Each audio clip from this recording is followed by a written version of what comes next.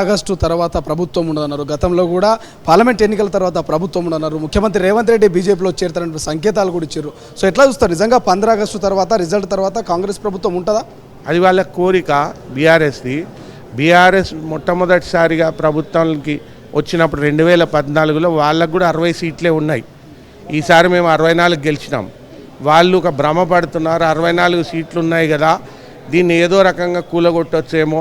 BJP వాళ్ళు కేసీఆర్ గారు ఒక వ్యాఖ్య చేసినారు, బీజేపీ వాళ్ళు ఏదైతుందో ఎవరినంటే వాళ్ళు కొనగలుగుతారు, 25 మందిని కొంటే సరిపోద్ది, భారతదేశంలో అంతా కొన్నారు, ఇక్కడ కూడా 25 మందిని కొనడం పెద్ద లెక్క కాదు, నా దగ్గర 35 ఉంది, అది కలిస్తే 60 అవుతుంది, 60 అవుతుందో గవర్నమెంట్ చేస్తాము, 15 ఆగస్టు జెండా నేనే ఎగిరేస్తానన్నట్టు. మళ్ళీ నామా నాగేశ్వరరావు గారు ఇప్పుడు పార్లమెంటు కోట్లాడుతున్నారు ఖమ్మంలో. ఆయన ఏదైతుందో సెంట్రల్లో మంత్రి కాబోతున్నారు. ఆయన మంత్రి ఎలాగవుతారంటే అలయన్స్లో అవుతారు అని చెప్పినారు. ఎట్లా అంటే బీజేపీ ప్రభుత్వం వస్తే దాంట్లో అలయన్స్లో అవుతారు అని. అంటే ఆయన కోరిక ఏదైతుందో బీజేపీతో అలయన్స్ కావాలని లోపల అది ఉంది కాబట్టి ఏదైతుందో ఆయన బయటపడ్డాడు.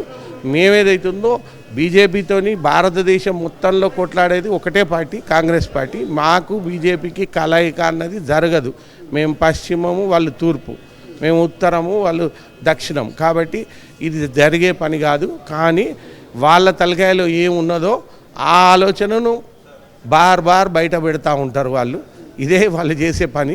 వాళ్ళకి ఆ కోరిక ఉంది ఇట్లా జరిగితే బాగుండని. కానీ వాళ్ళు 2014లో వచ్చినప్పుడు కూడా వాళ్ళు 60 సీట్లతోనే వచ్చినారు. వాళ్ళు 5 ఏళ్ళు టర్మ్ చేసినారు. మేము 64తో వస్తే 5 ఏళ్ళ టర్మ్ చేయరు అని వాళ్ళు అనుకుంటున్నారు. ఖచ్చితంగా ప్రజలు మాతో ఉన్నారు. ఫస్ట్ ఆఫ్ ఆల్ గ్యారంటీస్ ఇస్తున్నాము, ప్రజలు మాతో ఉన్నారు. ఖచ్చితంగా ఫుల్ టర్మ్ ఉంటాము.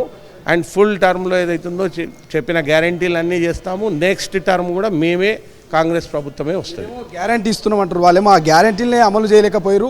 10 సీట్లు వస్తాయి, 12 సీట్లు వస్తాయి అంటూ అటు బీజేపీ మెజారిటీ ఆఫ్ సీట్లు అంటుంది, బీఆర్ఎస్ మెజారిటీ అంటుంది, కాంగ్రెస్ మెజారిటీ ఉంటుంది. వాస్తవానికి ఎవరికి మెజారిటీ వచ్చే అవకాశం ఉంది? నేను కేసీఆర్కు కేటీఆర్కు ఛాలెంజ్ చేస్తున్నాను. నేను కరీంనగర్ నియోజకవర్గంలో కాంటెస్ట్ చేసినాను. ఈరోజు కరీంనగర్ పార్లమెంట్ నియోజకవర్గంలో బీఆర్ఎస్ పార్టీ 3వ స్థానం నుంచి 2వ స్థానానికి ఎగబాకమనండి. 2వ స్థానానికి పాకితే ఏదైతుందో నేను పాలాభిషేకం చేస్తా. వాళ్ళకు 3వ స్థానంలో ఉంటే పార్టీని రద్దు చేయండి. కేటీఆర్ ఎమ్మెల్యేగా రిజైన్ చేయాలి, కేసీఆర్ ఎమ్మెల్యేగా రిజైన్ చేయాలి. ఈ ఛాలెంజ్ స్వీకరించమనండి. బీజేపీ నాయకులు కూడా అంటారు కదా, బీఆర్ఎస్ కాంగ్రెస్లో విలీనం అవుతుంది అంటారు. ఒకవేళ నిజంగా విలీనానికి వాళ్ళు వస్తే మీరు యాక్సెప్ట్ చేస్తారా? బీజేపీ పార్టీ బీఆర్ఎస్ పార్టీని ఓడించిందే కాంగ్రెస్. బీఆర్ఎస్ పార్టీ కేసీఆర్ కేటీఆర్ తలకాయ వలగొట్టి, బండకేసి కొట్టి తలకాయ వలగొట్టి మెదడు చితికేటట్టు చేసిందే కాంగ్రెస్ పార్టీ. బీఆర్ఎస్ కాంగ్రెస్ పార్టీలో జాయిన్ అవుడైంది, కాంగ్రెస్ బీఆర్ఎస్ పార్టీని జాయిన్ చేసుకునేది పిచ్చి పిచ్చి మాటలు తప్ప. అదంతా ఏదైతుందో బీజేపీ ప్రేలాపనలు. అవి ప్రజలందరికీ తెలుసు. బీజేపీ ఎటువంటి వేషాలు వేస్తుందో ఆ వేషాలను ప్రజలు నమ్మరు. రాజేంద్రరావు గారు, ఫైనల్గా మీ సీట్తో పాటు ఎన్ని సీట్లు గెలిచే అవకాశం ఉంది? మేము ఖచ్చితంగా 15 సీట్లు గెలుస్తాము. మా కరీంనగర్ అయితే నేను కాంటెస్ట్ చేసిన కాబట్టి నాకు తెలుసు కాబట్టి మేము ఖచ్చితంగా పెద్ద మెజారిటీతో గెలవబోతున్నాం. అసలైన తొలి వెలుగు. ఫాలో వాట్సాప్ @తొలి వెలుగు official.